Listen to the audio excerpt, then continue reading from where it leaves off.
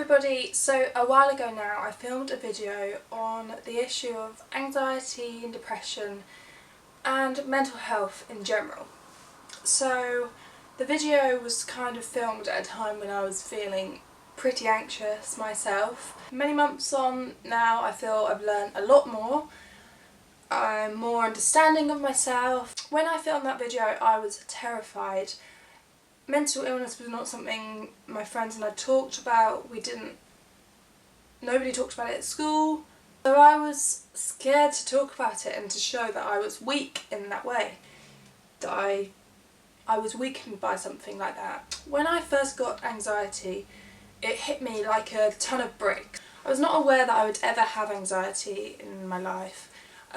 Some of my family members had it, and to be honest I didn't understand it at all. I didn't sympathise with it that much because I felt like, you know, you're in control of your own mind. Stop letting it be a hurdle in your life, was my opinion. And then when you're crippled by it yourself, it's a lot harder to handle.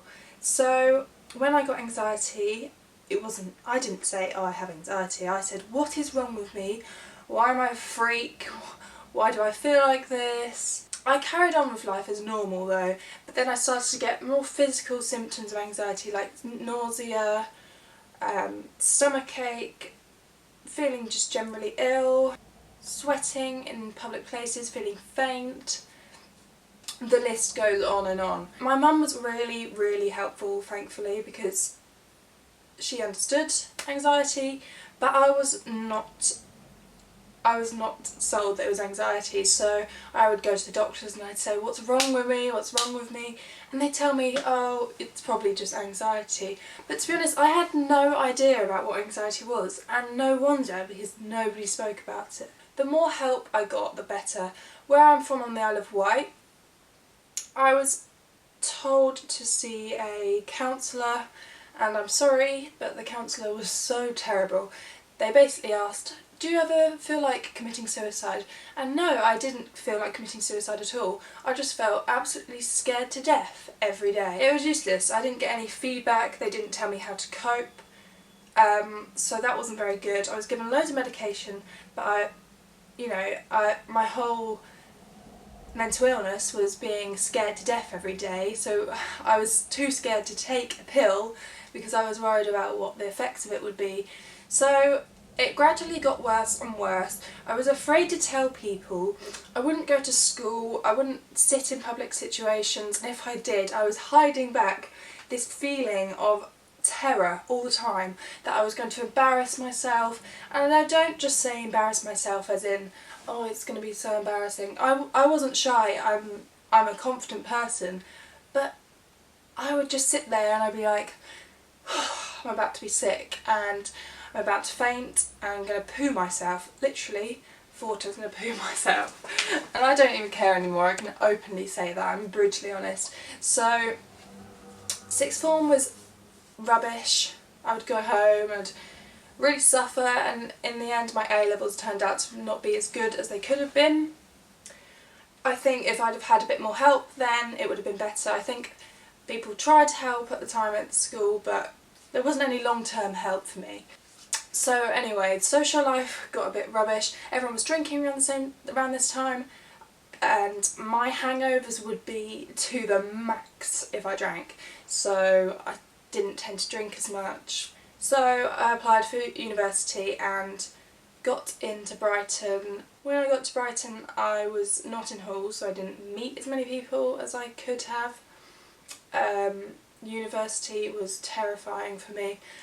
I think it's because I'm so scared all the time and I want to be around people who are understanding, but I was around people who are my age, and I know that my age a lot of people are understanding, but you know, people are having fun, they're not caring about other people. There's not a lot of sympathy between everyone. It's more like, you know, Freshers Week, everyone's going out having fun. If you're going to sit in your room on your own, then no one's going to talk to you and it's not going to go well. So a lot of the time I did sort of just sit in my room watching YouTube, and it wasn't too enjoyable. I made some friends but not a lot. The university did help because my attendance was very low, so they noticed that and they said, Well, first of all, we need to help you get your attendance up, and second of all, you have a mental illness, and that is restricting how well you can do at university. So they said you can apply for something called DSA, which is Disabled Student Allowance, and I thought, I'm not disabled, like what? That would be ridiculous for me to get that. You know, somebody in a wheelchair would need that instead. But the thing is, the university have a certain amount of money. The people that are disabled will get what they need. But mentally I am kind of disabled by anxiety, so they assessed me and saw how I was not doing so well, and they noticed that sometimes I couldn't even get into university to get to the library. Sometimes I couldn't even get on the bus because I was having panic attacks on the bus. So they said, you can get taxis to school and then we will reimburse you. So I've only done that once because luckily my anxiety is easier to handle recently. They can also provide you with a printer and other things that I won't go into now, but if you need that sort of thing, look it up because it can really help you at university. I did a lot of work at home because I was so conscious that I wasn't going in. I would spend the whole day doing work instead of, you know, people would go in and do 2 hours of lectures, whereas I would stay at home, look at the lectures online and then do the work. I passed the first year with a 2-1 I think, so I was happy with that, and went home for summer and it's good. And then I live with my boyfriend this year and it's been good so far. I mean, attendance still is a big problem for me, but that is just something I deal with, it's not anyone else's problem. The Isle of Wight is restricted for mental health help, I think. When I came to Brighton, I went to the doctor, he said, oh, why do you feel like this? And I said, I'm not really sure, like, I think I've got an idea, but, you know, I just don't know how to deal with it. And he said, okay, well, we'll refer you to CBT. So I did have to wait a while for CBT, but I wasn't given any CBT on the island, so that's good. CBT is cognitive behavioural therapy. It is something I went to once a week for about 6 weeks, I think. And I went to see a lady and she was really lovely. I think a lot of people would have trouble talking to them, but I am very open, so I told her my whole life story. She understood what I was going through. The whole point with her was I would tell her I have a lot of coping mechanisms, like I would sit in a room nearest the toilet or nearest the door, the exit, so I could get fresh air. And she said, that's all very well, but what you're doing there is you're almost feeding the anxiety and you're thinking about it all the time still and thinking it's okay, I'll be able to get out. And it's because it's called the fight or flight thing, I can't remember. So basically the whole time I was fleeing from the situation instead of fighting it head on, which is terrifying. I sat there and said, I don't want to fight it, like I don't want to have to go through the anxiety attack. Your anxiety goes up like this, and then when you flee from the anxiety, like the situation you're in, it'll go down like that, but then when you get to the situation again, it'll go up and then go down again when you flee from it. Whereas if you sit through the anxiety, it will just level out.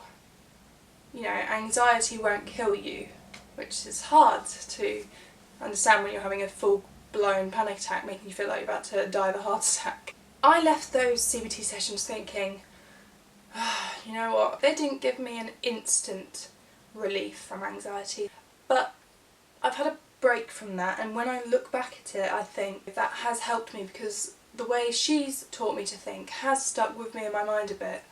So I would definitely recommend it. Even after having CBT, I couldn't help the full-blown panic attacks. Some stuff just can't be helped.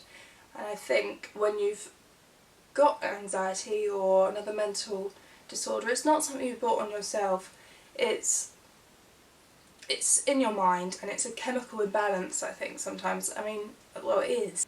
As I kept having these panic attacks that I knew weren't coming from anything other than my mind, I started to understand that sometimes you can't naturally change your mindset. So a lot of people would disagree, and the subject of medication is controversial. A lot of people don't think medication is the right way, but I also know a lot of situations where medication has saved people's lives and improved their lives. So I've contemplated medication about 12 times in my life, and I've always just been afraid of the side effects. I went to the doctor, he gave me an antidepressant called sertraline, also known as Zoloft. So I'm given an antidepressant and I think, I'm not depressed, why would I take this? I'm not depressed, but the antidepressants can be for anxiety as well. So I thought, right, let's go for it, I'll take these antidepressants. It was only 50 milligrams a day, so I did. And the first 2 days were hell. I think I had quite bad side effects from them. But I was around my family and I knew that I had people looking after me. So the side effects were quite bad. I had like burning stomach and I couldn't sleep. I was so tired but I couldn't even close my eyes for 2 nights. But then it just gradually went away, and since then, I don't want to jinx it, but I've been on sertraline since January, so it's a few months now, and I can barely tell I'm on them now. I genuinely do think it's taken the edge off a bit, and I was told it will take the edge off, don't worry, it will just take the edge off. And yeah, it's not so much that I felt different, but it's more that I look back now and I'm like, oh, I did that. I went to London on my own, went on the tube on my own. I've travelled a bit more on the trains and stuff. I've been to uni maybe a few more times, and that just makes a difference because I look back and I think I wouldn't have done that last year. So all I'm saying is, for me, it's been quite good, and for now I'm going to stay on these antidepressants. I'm not embarrassed about being on antidepressants, neither should anyone else. Don't let anyone make you feel embarrassed. This is your battle that you need to take on yourself and with people that can help you.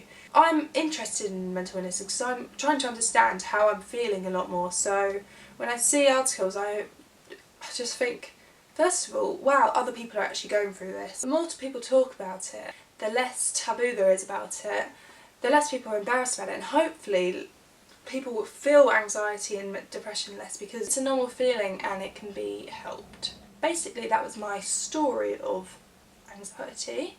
I'm not going to go into the reason I think I have anxiety, but basically I just think I'm an anxious person, and I always have been, but it's only just come to the surface in recent years. I feel good for making this video, and I think more and more people, if you feel like you have something going on in your mind that shouldn't be going on in your mind, you need to tell someone, not let yourself suffer with it on your own. It's just not fair. So I'm sure next week there will be a more light and fluffy video. Thank you for watching, and bye bye!